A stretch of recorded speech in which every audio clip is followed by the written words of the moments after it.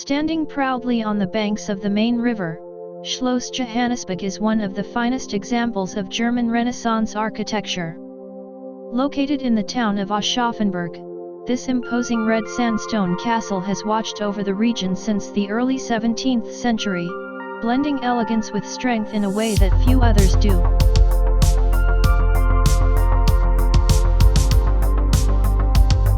Construction began in 1605 under the direction of architect George Reidinger, commissioned by Archbishop-Elector Johann Schweikard von Kronberg of Mainz. The castle was completed in just over a decade, a remarkable feat for its time. It became the official residence of the Prince-Electors of Mainz and a symbol of ecclesiastical power in southern Germany.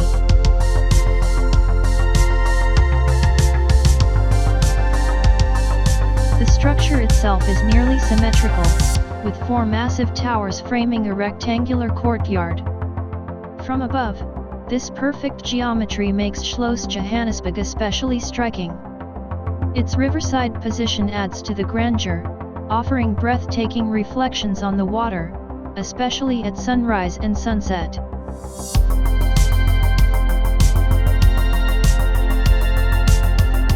But this beautiful exterior hides a turbulent past. Like many German castles, Johannesburg suffered during the 30 Years' War and was heavily damaged during World War II. Yet, despite the destruction, it rose again. Post-war restoration work meticulously rebuilt it to its former glory, stone by stone, using original materials whenever possible.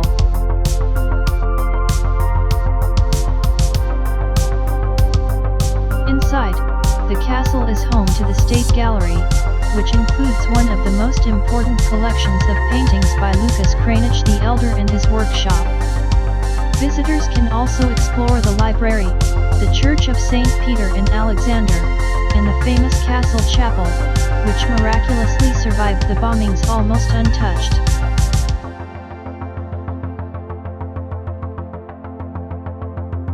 One of the more fascinating stories linked to Schloss Johannesburg is its rumored underground tunnel system, allegedly built as secret escape routes or supply lines.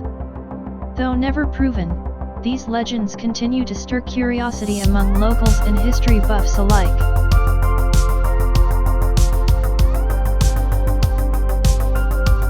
Another legend speaks of a ghostly figure seen wandering the castle grounds on misty nights, a woman in white, believed by some to be the spirit of a noble woman who vanished during the chaos of war. The castle staff don't confirm these tales, but they don't deny them either.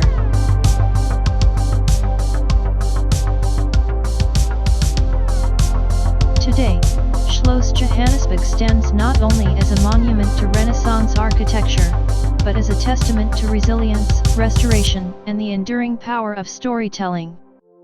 From above, it's a masterpiece of symmetry and strength, an unforgettable highlight of any journey through Bavaria's rich castle landscape.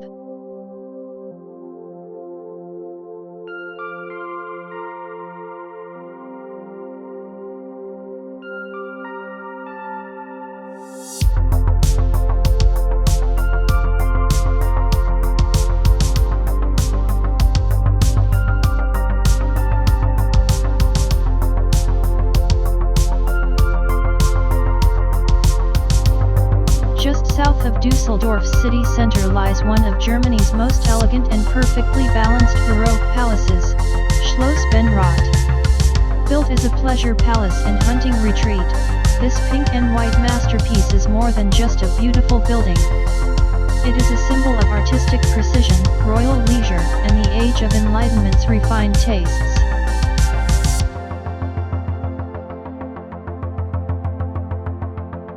Construction of Schloss Benrot began in 1755 under the direction of Elector Palatine Charles Theodore. He commissioned French architect Nicolas de Pigage to design not only the palace but also its gardens, pavilions, and even the layout of the surrounding grounds. The result was not just a residence, but an entire architectural ensemble, a complete and harmonious environment designed to express control over nature and space.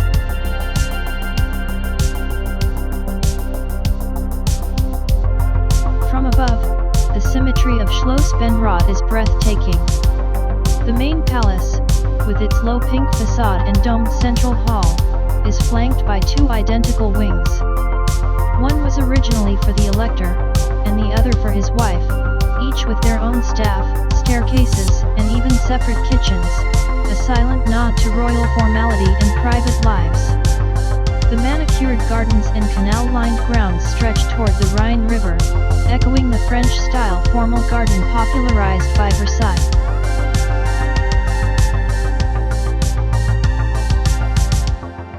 Inside, the highlight is the central domed hall, a space that served both as a ballroom and a symbol of power.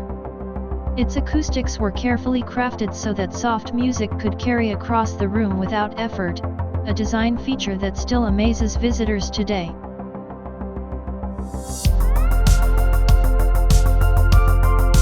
But Schlos Benrot is not just about elegance and geometry. Local stories tell of hidden passages beneath the estate, used by noble guests to move unseen between quarters.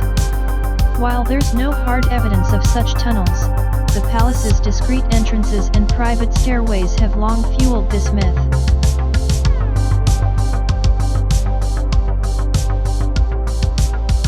There are also tales of a mirror room, where guests once claimed to see visions not of themselves, but of others, a place where one could allegedly catch glimpses of future events or long-gone ancestors.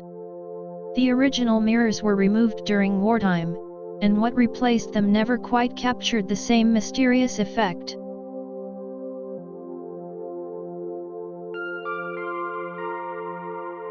During World War II, the palace escaped major destruction, unlike many of its contemporaries. Historians say its survival was partly due to its location and partly due to luck. It stands today as one of the few intact examples of 18th century court architecture.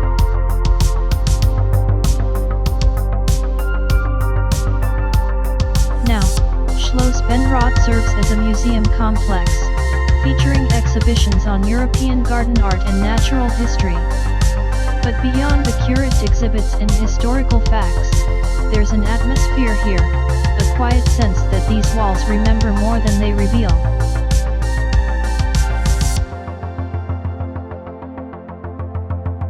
Seen from above, Schlos Benrot is not only a perfectly composed image of aristocratic taste, but a reminder of the stories and secrets that echo through Germany's great palaces.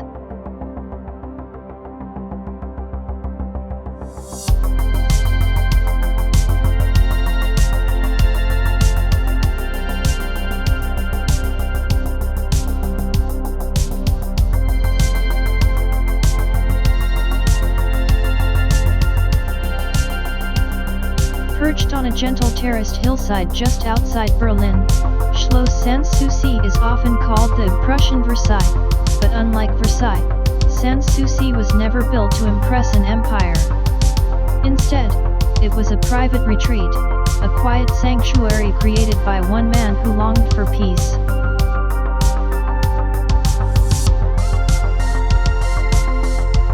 That man was Frederick the Great, King of Prussia. In 1745, he ordered this small yet exquisite Rococo palace to be built as his personal refuge, far from the politics and military obligations of Berlin.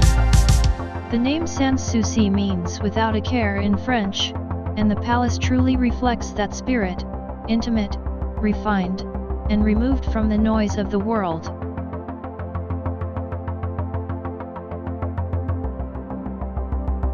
From above, Sanssouci is a study in harmony. Its golden yellow facade stretches modestly along the top of a vineyard-covered terrace. The grand staircase flows down through sculpted gardens, framed by fountains, marble statues, and rows of clipped hedges. Every element of the estate, from the layout of the park to the smallest ornamentation, was designed to reflect Frederick's philosophy, balance, clarity, and reason.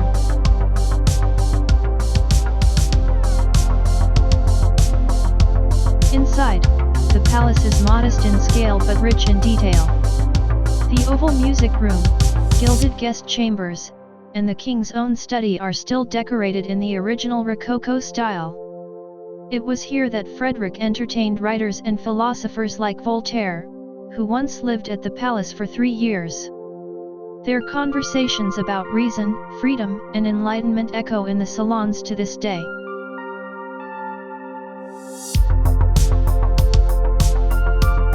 But even in this peaceful retreat, stories and myths have taken root.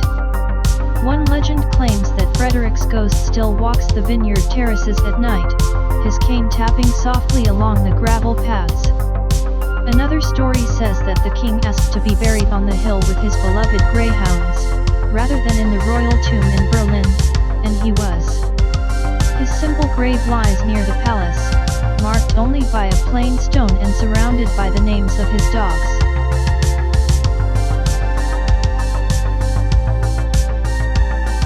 For decades, visitors quietly place potatoes on the king's grave in tribute. It's a reference to Frederick's campaign to encourage potato farming across Prussia to prevent famine, a simple act that saved countless lives and won the hearts of the people.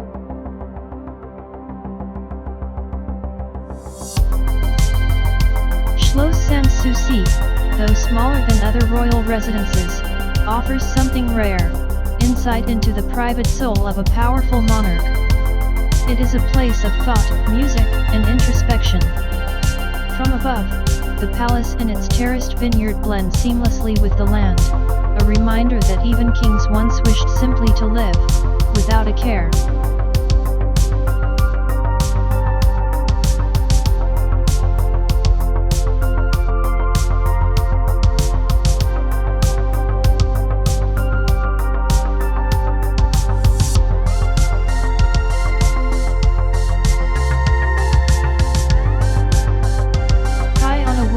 Just outside Stuttgart sits Schlos Solitude, a palace whose name means exactly what it offers: solitude.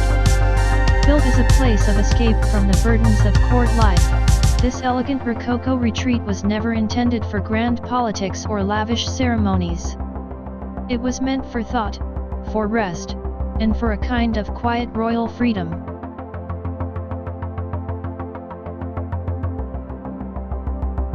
Schlos Solitude was commissioned in 1763 by Duke Karl Eugen of Württemberg. At the time, the Duke was still in his 30s, eager to create a residence that reflected both his ambition and his sensitivity to art and landscape. He chose a remote hilltop for the site, with sweeping views of the Swabian countryside, and instructed his architects to design a palace that blended perfectly with its natural surroundings.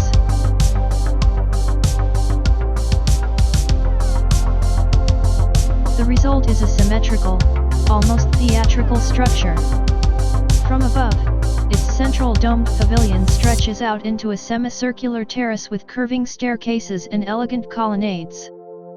Flanked by smaller buildings, the ensemble feels like a stage set for a noble dream, and that was exactly the intention.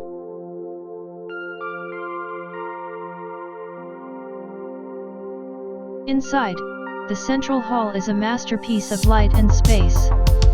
Adorned with frescoes, gilded carvings, and intricate marble work, it served as the Duke's ceremonial room and music chamber. While the palace was never large, it was refined in every detail, with rooms designed not for politics, but for beauty and pleasure.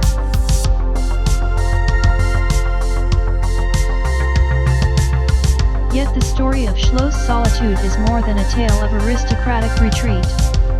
Just years after it was completed, the palace fell into decline. The Duke lost interest and redirected his attention, and funds, to other projects. By the end of the 18th century, the once vibrant residence was already fading into silence.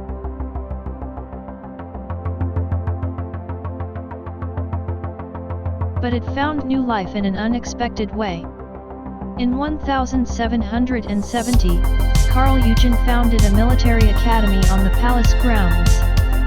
Among its students was a young boy named Friedrich Schiller, who would go on to become one of Germany's greatest poets and playwrights. It was here, surrounded by forests and quiet grandeur, that Schiller's imagination first began to take flight.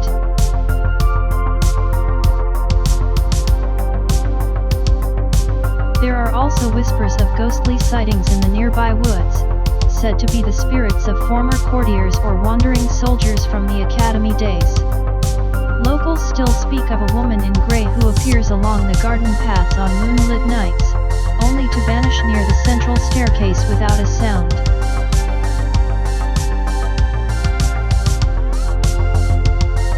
Today, Schlos Solitude has been restored to much of its former grace. It's open to visitors, a favorite spot for weddings, photos, and quiet walks. From the sky, it remains one of the most striking palaces in southern Germany, its isolated position and perfect symmetry capturing the very essence of what it was always meant to be, a place of solitude, beauty, and imagination.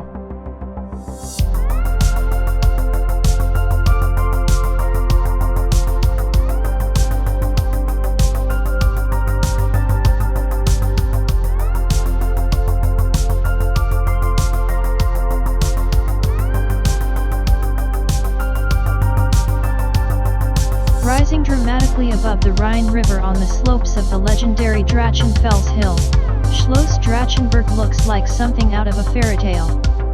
With its turrets, steep roofs, and Gothic spires, the castle seems centuries old, but appearances can be deceiving. In truth, Drachenberg is one of Germany's youngest castles, built not in the Middle Ages, but in the late 19th century.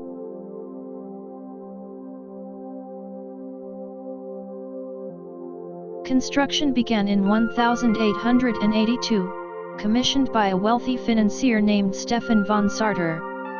The story goes that he wanted to create a private residence that looked like a romantic medieval palace, a kind of dream come to life. Although von Sartor never actually lived in it, the result was nothing short of spectacular. In just 2 years, Schlos Drachenberg was completed, blending elements of Gothic, Renaissance, and Baroque design into a fantasy-like structure high above the river valley.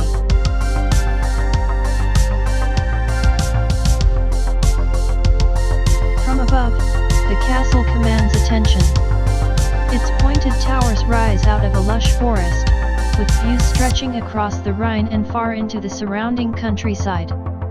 The landscaped terraces and ornate gardens add to the theatrical setting, making it one of the most photogenic spots in Western Germany.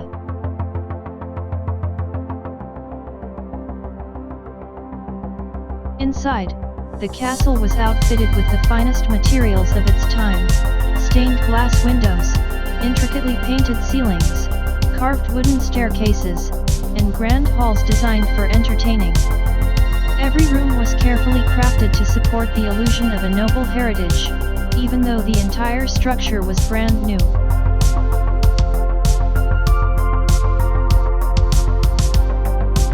But while the castle's construction was based on fantasy, the myths around Drachenfels Hill go back centuries.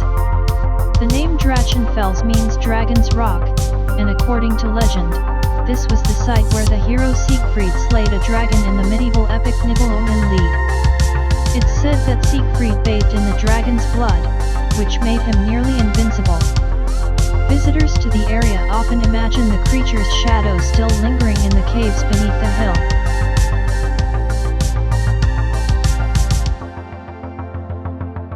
Later stories tell of strange lights seen around the castle on stormy nights, and of a figure in 19th century clothing seen looking out from the highest tower, perhaps the spirit of von Sartor himself, returning to the home he never truly enjoyed.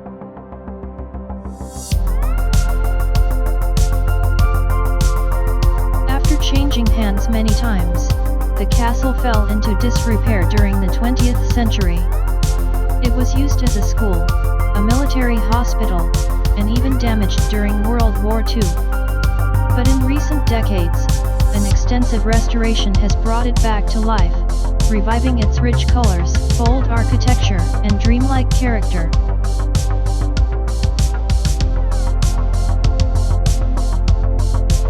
Today, Schlos Drachenberg is open to the public, offering a rare chance to step into a real-life fantasy. Whether you believe in dragons or not, this mountaintop castle continues to inspire visitors with its blend of myth, romance, and imagination, and from the air, it's a fairy tale set in stone.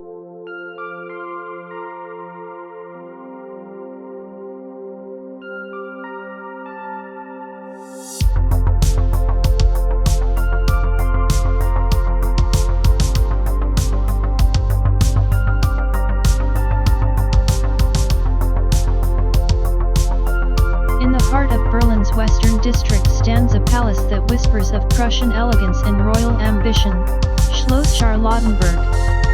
It is the largest surviving palace in the city, and one of the few places where Berlin reveals its Baroque soul. But behind its beauty lies a story of love, power, loss, and resilience.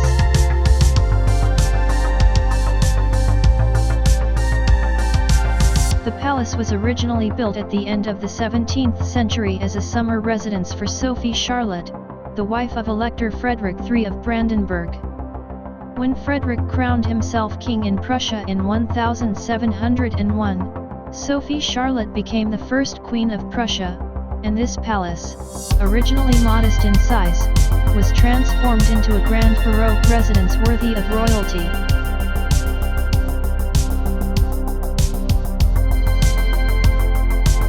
Sophie Charlotte's untimely death at the age of 36, the palace was renamed in her honor, Charlottenburg. She had loved music, philosophy, and the arts, and the palace soon became a center of culture. It's said that she hosted long conversations with composers and thinkers by candlelight, her voice filling the halls long after the court had gone quiet.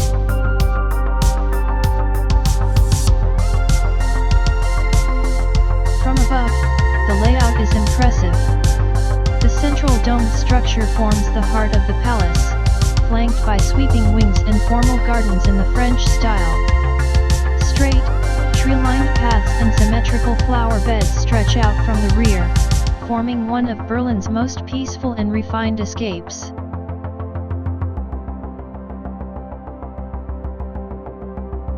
Inside, the rooms are a tapestry of European architectural styles.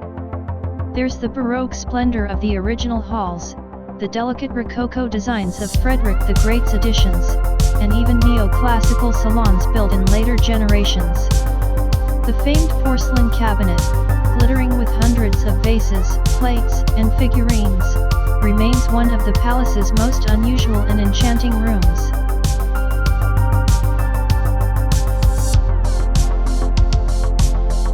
Charlottenburg is not without its tragedies. During World War II, the palace suffered heavy bombing. Large parts were destroyed, and for years it was unclear whether it would ever be restored. But Berlin rebuilt it, not just brick by brick, but soul by soul. What stands today is a symbol of survival, of the city's commitment to remembering the past while moving forward.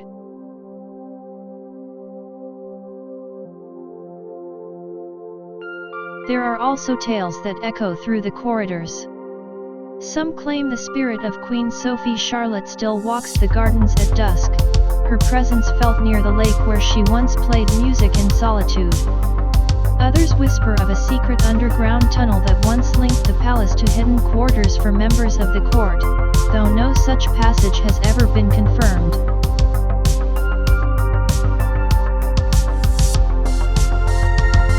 Today, Schloss Charlottenburg is a museum, a concert venue, and a living memory of Berlin's royal chapter. From the sky, it appears like a jewel set in the middle of a modern city, a place where time slows down, and where every stone seems to remember a queen who once dreamed of peace, beauty, and ideas that outlived her reign.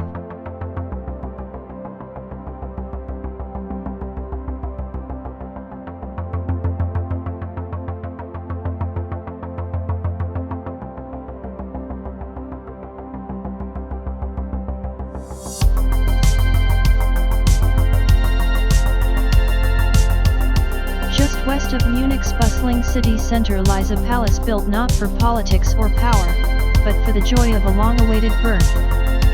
Schloss Nymphenburg began in 1664 as a gift, a celebration of the heir to the Bavarian throne, and over the next century, it grew into one of the largest and most graceful royal residences in Europe.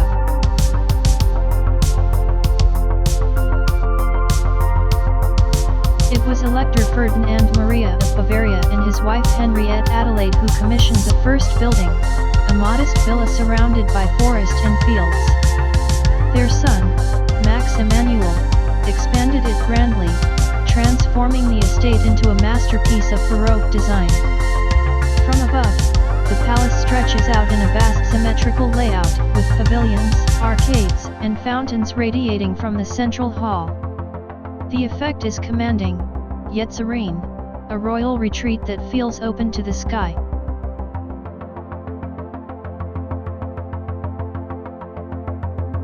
The highlights are many. The stone hall, at the palace's heart, rises 3 stories high, filled with gilded balconies, frescoed ceilings, and glittering chandeliers. Light pours through tall windows, illuminating scenes of gods, heroes, and dynasties meant to elevate the Bavarian rulers to mythical status.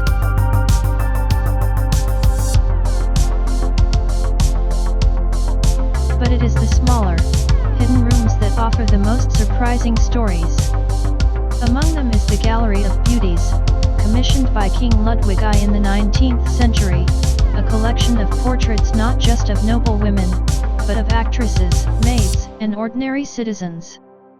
Each woman was painted for her unique charm, turning the gallery into a quiet tribute to beauty beyond birthright.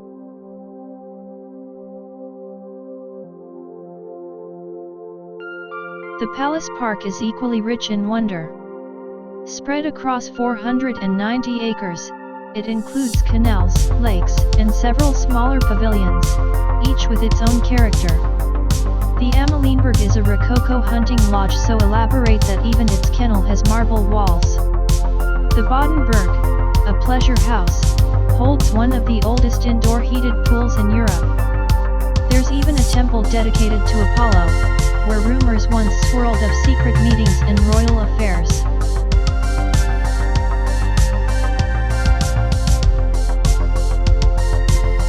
And of course, there are myths.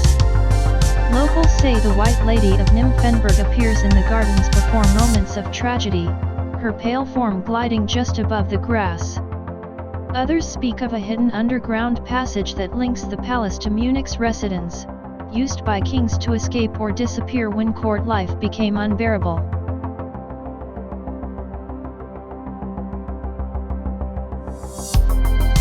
Throughout its long life, Schloss Nymphenburg has witnessed dynasties rise and fall, emperors born and buried, and revolutions whispered just beyond its gates. But it remains one of Munich's most peaceful places, a sanctuary of beauty and legacy.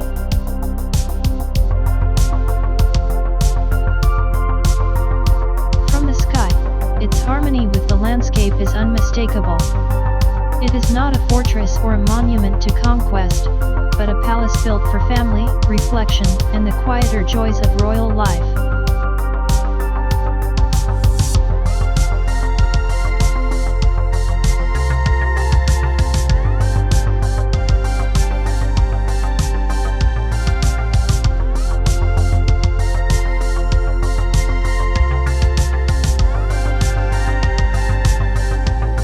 Tucked between Heidelberg and Mannheim lies a palace that quietly defies expectation. Schloss Schwitzen is not the most famous royal residence in Germany, but it is one of the most enchanting, a place where art, philosophy, and landscape design come together in perfect harmony.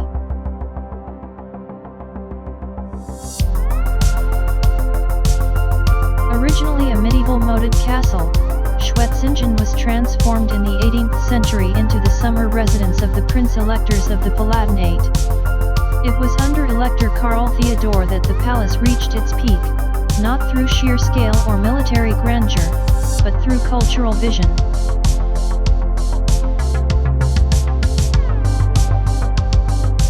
The palace itself is modest compared to others of its time.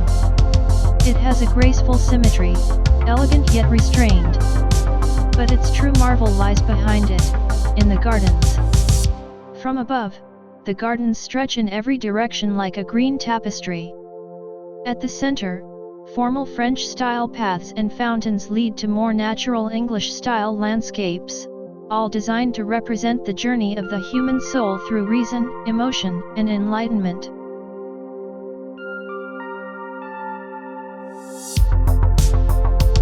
Every corner tells a story. The Apollo Temple, the mosque, the Roman water fort, and even a mock-ruined aqueduct. Each feature reflects 18th century fascination with ancient civilizations, science, and global culture. The garden wasn't just a place to walk, it was a place to think.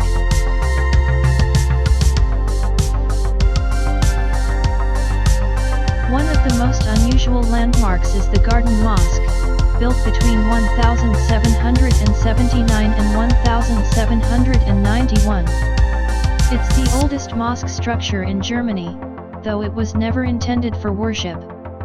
Instead, it symbolized a spirit of tolerance and the Enlightenment ideal that knowledge and beauty could be found across all cultures.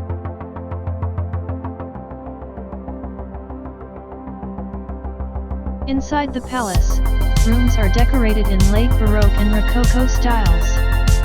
Music was central to court life here. The great composer Mozart himself performed at Schwitzen as a child, and the palace later became a hub for chamber music and opera.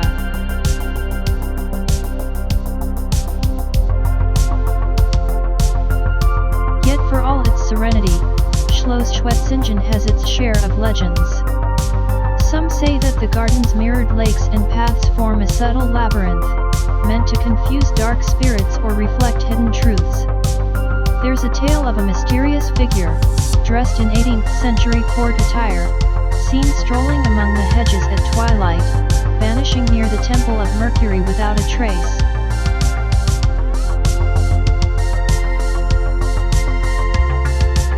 Today, the palace and gardens are open to the public and host one of Germany's most prestigious music festivals each spring.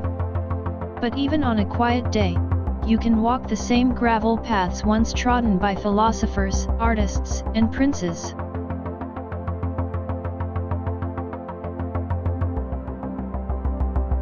From the air, Schloss Schwitzen may look like a symmetrical garden with a palace at its edge.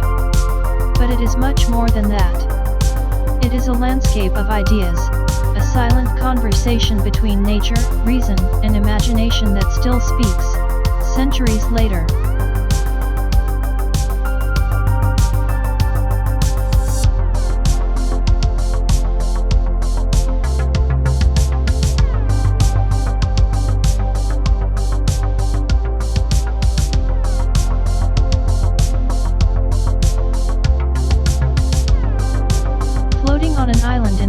Bavaria's largest lake, Schloss Herankium Sea rises like a mirage, a palace of mirrors, fountains, and silence. It was built by King Ludwig II of Bavaria, a man both revered and misunderstood, whose vision of monarchy was shaped more by dreams than by politics.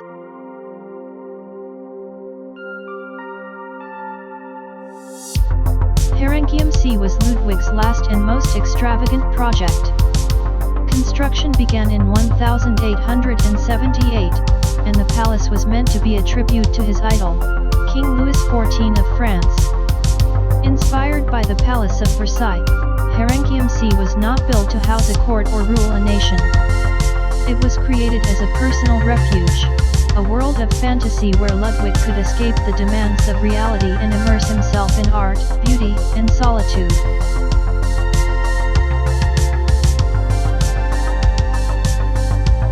From above, the symmetry is unmistakable.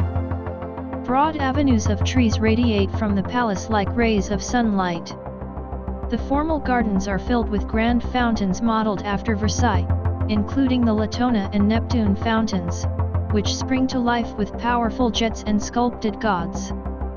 But the Bavarian Alps in the background make it clear, this is not France. It is a dream version of it, set in the heart of Germany.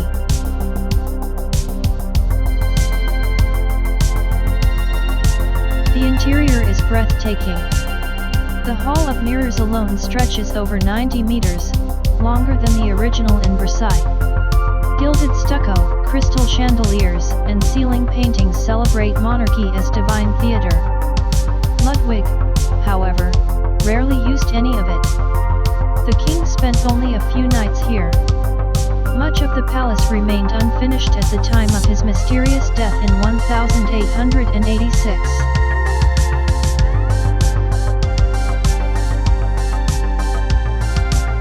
There is no shortage of stories surrounding Herankium Sea.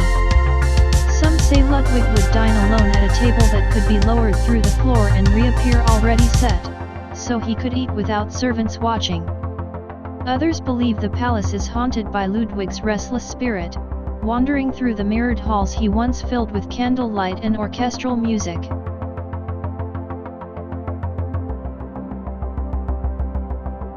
Even the setting adds to the legend.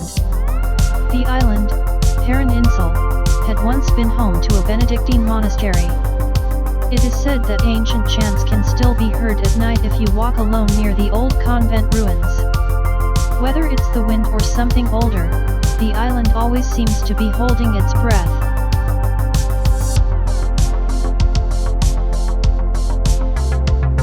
Today, Schloss Herankium Sea stands as a monument to artistic obsession. It was never truly finished, never truly used, and never meant to be practical. But it remains one of the most beautiful expressions of royal fantasy in Europe, a palace not for the people, but for a single man's vision of perfection.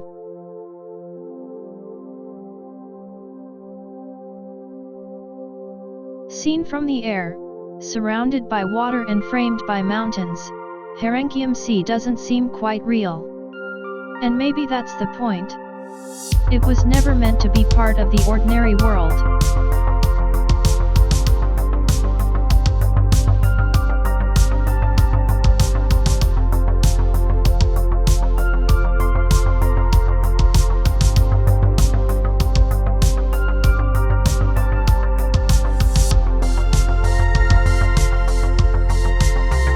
Perched high above the winding Moselle River, Kachchum Castle commands the landscape like something out of a fairy tale. Its spires, towers, and battlements rise from a forested hill, casting long shadows across the valley below. But behind its picturesque appearance lies a story of war, ruin, revival, and a few lingering legends.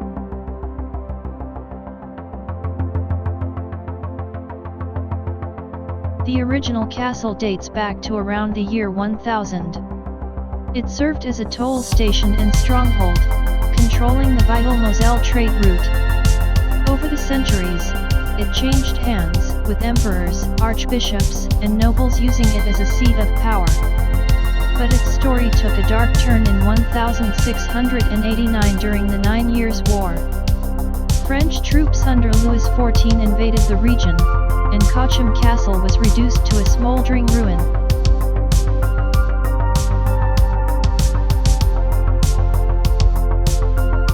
For nearly 2 centuries, the ruins stood silent, a reminder of lost glory. Then, in the 19th century, a wealthy Berlin businessman named Louis Ravigny bought the property. Inspired by Romanticism and medieval nostalgia, he rebuilt the castle in neo-Gothic style, not as a fortress but as a private summer residence. The result is the structure we see today, part authentic, part fantasy, all dramatic.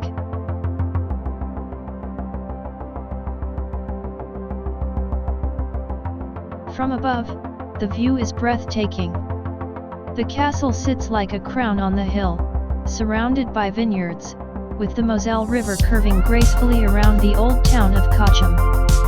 Its towers seem to watch over the valley, as they have for centuries, blending into the natural beauty of the region.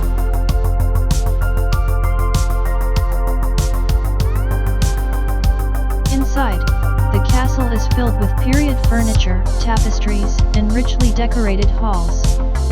Each room reflects the romantic ideals of the 19th century, medieval in inspiration but crafted for comfort. Guided tours reveal everything from knights' armor to secret passages, offering a theatrical glimpse into a world that blends history with imagination.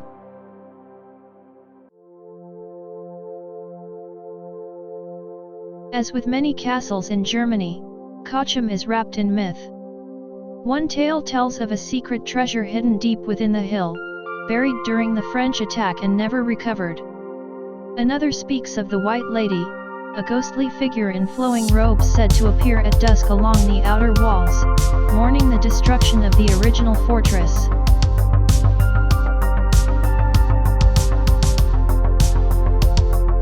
There's even a darker legend involving a former count who, after being betrayed, cursed the castle and swore it would one day fall in fire. Some locals believe that curse was fulfilled during the burning in 1689, and that the castle's rebirth broke the spell.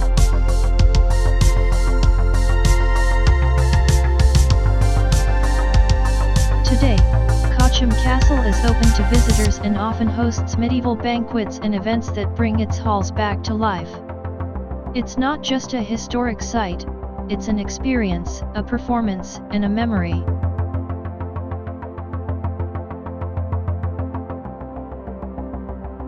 Seen from the sky, it is the kind of place that seems pulled from legend. A castle that rises from ruin, shrouded in mist and myth, still guarding the Moselle Valley with quiet majesty.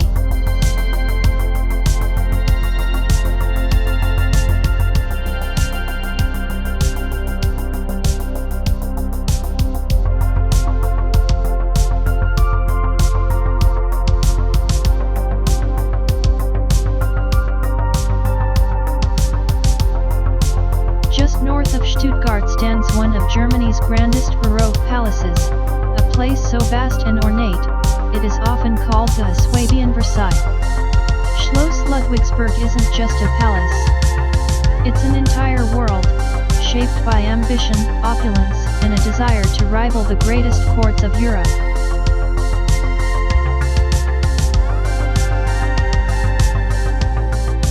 It all began in the early 1700s when Duke Eberhard Ludwig of Württemberg decided to build a modest hunting lodge. But that vision quickly grew. Inspired by Versailles and the absolute monarchs of France, the Duke expanded the design into a magnificent residence that would showcase his power and transform the surrounding town. What was once a quiet stretch of countryside became a symbol of royal grandeur.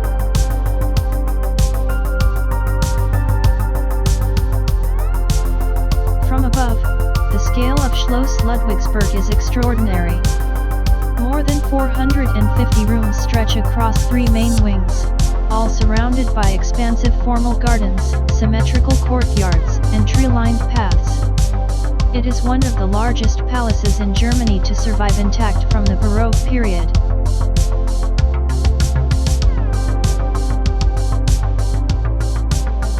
Inside, every hall tells a story. The marble hall glows with polished stone and gilded accents. The theatre, one of the oldest surviving court theatres in Europe, still contains original stage machinery from the 18th century. The palace chapel hosts elaborate frescoes and musical galleries that once echoed with royal hymns and symphonies.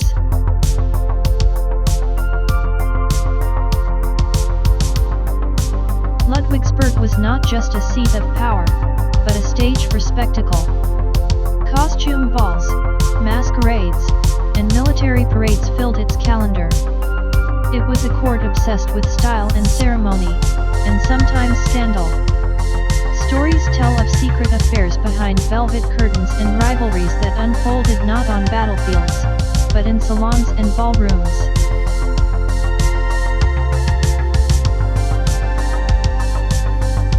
One of the palace's more curious legends involves the so-called ghost of the white peacock. It is said that a white peacock, an omen of royal misfortune, appeared in the palace gardens before the sudden death of a young duchess. Since then, sightings of the bird have been tied to moments of upheaval or tragedy within the Württemberg family.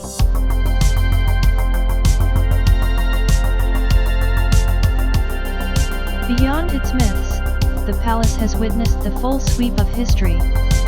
It served as a royal residence through the Napoleonic era and the rise and fall of kingdoms. In the 20th century, it narrowly avoided destruction during the world wars, preserved through luck and determination.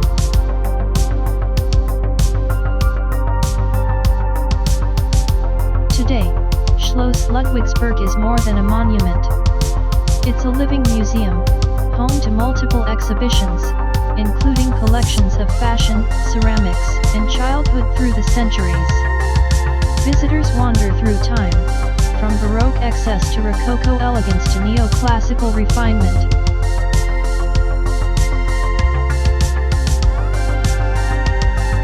From the sky, its symmetry is stunning, its layout precise. But behind that order lies a story of dreams, drama, and dynasties. Schlos Solitude is not just a palace, it is the lasting imprint of royal ambition on the land itself.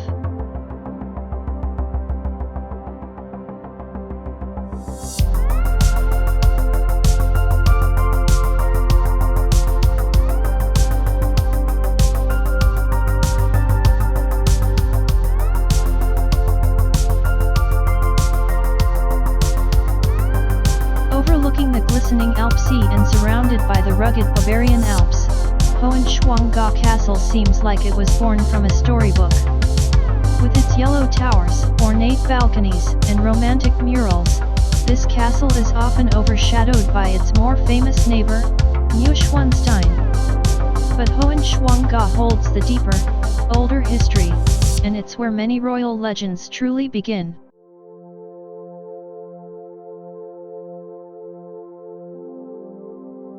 The origins of the castle go back to the 12th century, when it was known as Schwanstein. It was a medieval fortress for knights and minor nobles. But by the early 19th century, it had fallen into ruin. Then, in 1832, Crown Prince Maximilian of Bavaria, the future King Maximilian II, discovered the remains and was captivated by the beauty of the setting. He purchased the site and began transforming it into a romantic summer residence.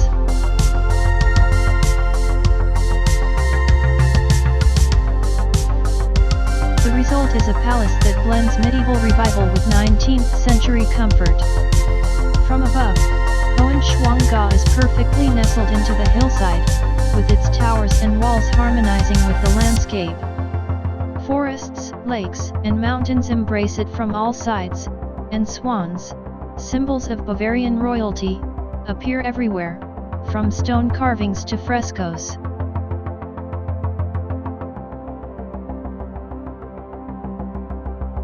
Inside, the rooms are filled with rich decoration and mythological scenes.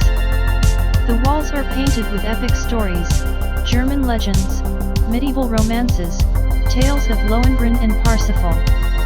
These murals weren't just decoration. They were meant to inspire, to shape the imagination of one young prince who grew up here, Ludwig II.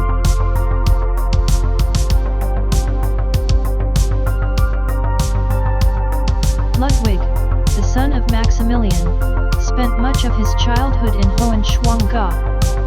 He wandered the surrounding woods, read stories of knights and gods, and gazed at the alpine peaks from his window.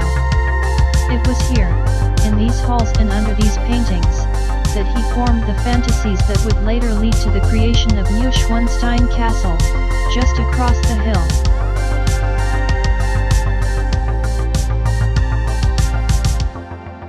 One famous story tells of Ludwig's fascination with the Swan Knight, Lohengrin. He believed in the power of myth, and Hohenschwangga became his personal temple of dreams. Visitors say that even today, the castle feels like it holds secrets, like time moves slower within its walls.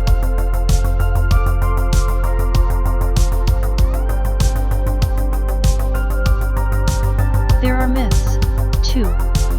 Some say the Alp Sea, just below the castle, hides a ghostly swan that appears on misty mornings. Others whisper about the night Ludwig first glimpsed the vision of Neuschwanstein in a dream while staying here. hearing music with no source and seeing lights where none burned.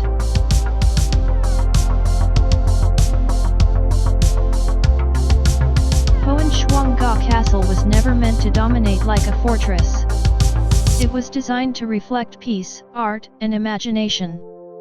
It is a place of quiet influence, where legends were planted and later bloomed across Bavarian hills.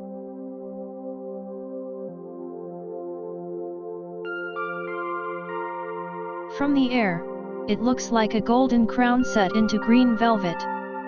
Hoenschwangga may not be as famous as its neighbor, but its soul runs deeper. This is where Ludwig's fantasy world began, and where the heart of Bavarian romanticism was first set in motion.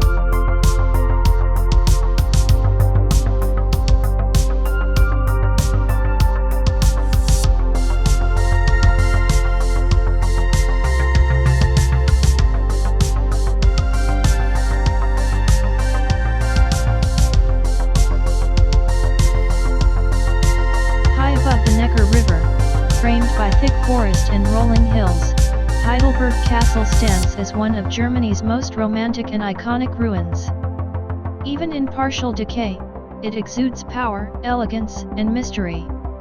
It is a place where empires rose, legends were born, and poets found their muse.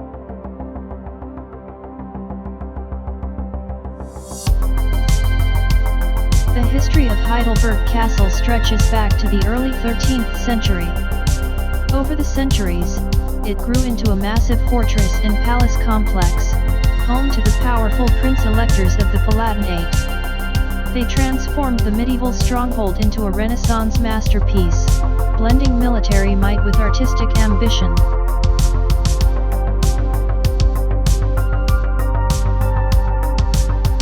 Seen from above, the castle dominates the skyline of Heidelberg. Its reddish sandstone walls seem to glow in the sunlight, and the ruins blend beautifully into the forested slopes of Königsstuhl Hill. From its terraces, the entire old town and river valley lie at your feet, a view that once inspired generations of writers and artists.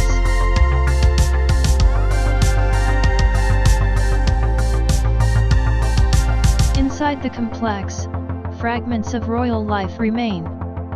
Ornate facades, grand halls, and intricate sculptures still hint at the luxury that once filled the rooms. The Friedrich Building, with its statues of past rulers, showcases some of the finest Renaissance architecture in Germany. The castle also holds the world's largest wine barrel, the Heidelberg Tun, a massive oak vat that once held over 200,000 liters of wine.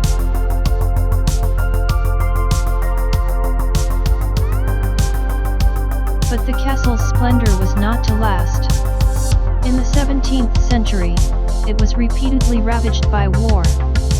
French troops under Louis XIV inflicted heavy damage during the 9 Years' War, and lightning strikes in the 18th century destroyed parts of the structure. By the 1800s, it had become a picturesque ruin, half swallowed by ivy and time, a perfect symbol of romantic decay.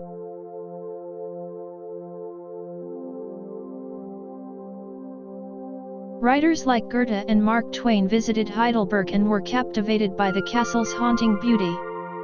Twain described it as a ruin of extraordinary grandeur, calling it the most beautiful place on earth. Artists painted it, and lovers wandered its gardens, drawn to its quiet majesty.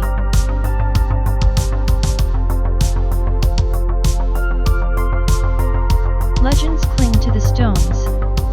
One popular tale speaks of the ghost of a white lady who roams the upper corridors, mourning her lost lover who died in battle. Another tells of the mysterious footprint in the courtyard, said to be from a knight who jumped from a balcony to save his beloved and landed with such force he left a mark in the stone.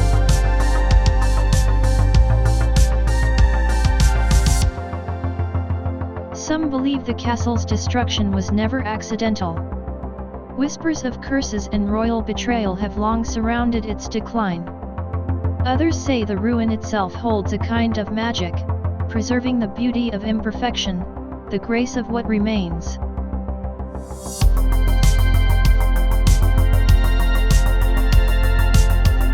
Today, Heidelberg Castle is visited by over 1 million people each year. Its gardens, ruins, and sweeping views continue to inspire awe. It is not simply a relic of the past, but a living symbol of history's fragility and endurance.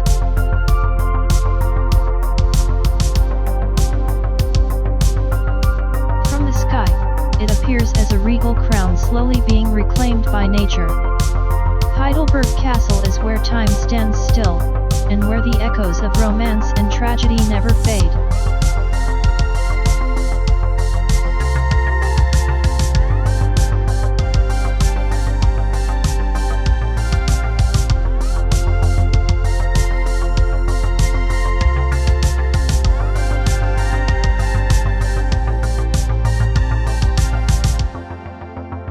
Perched high in the Bavarian Alps, Neuschwanstein Castle rises like a vision from a dream. Its tall towers, snow-white walls, and fairy-tale silhouette have made it one of the most famous castles in the world. Yet behind its magical facade lies a story of fantasy, solitude, and mystery.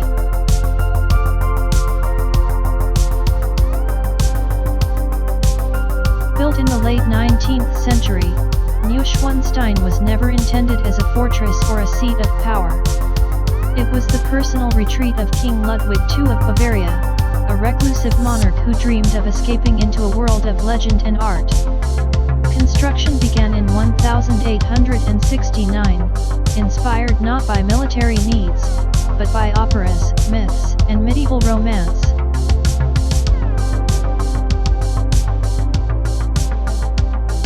From above, the castle seems perfectly placed, nestled on a rugged cliff with sweeping views of lakes, forests, and mountains. Every angle looks like a painting. But the real wonder lies within. Neuschwanstein was designed to bring Wagnerian operas to life. Its rooms are decorated with elaborate murals of knights, gods, and swan-themed mythology. The throne room was inspired by Byzantine cathedrals, with glittering mosaics and a giant chandelier shaped like a crown. In the Singers' Hall, Ludwig imagined medieval banquets and heroic performances, though none ever took place.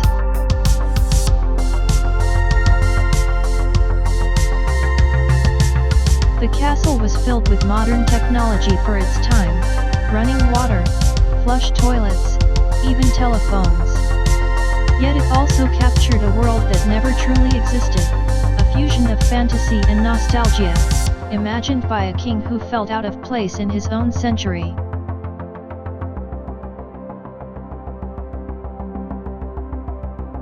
Ludwig II was called the fairy tale king, but some called him mad. Obsessed with beauty and myth, he withdrew from politics and spent vast sums on his personal projects. Neuschwanstein was his masterpiece, but he lived in it for only a few months. In 1886, before the castle was completed, Ludwig was declared unfit to rule. Just days later, he was found dead in a lake under mysterious circumstances. To this day, no one knows exactly how he died.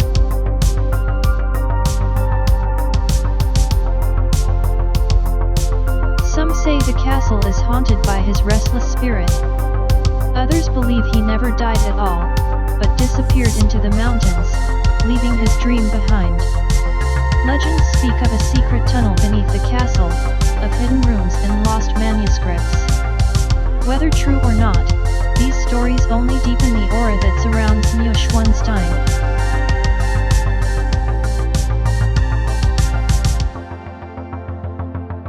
Ironically, the castle that was meant to be a private escape opened to the public just weeks after Ludwig's death. Since then, millions have walked its halls and stared in wonder at the vision he left behind.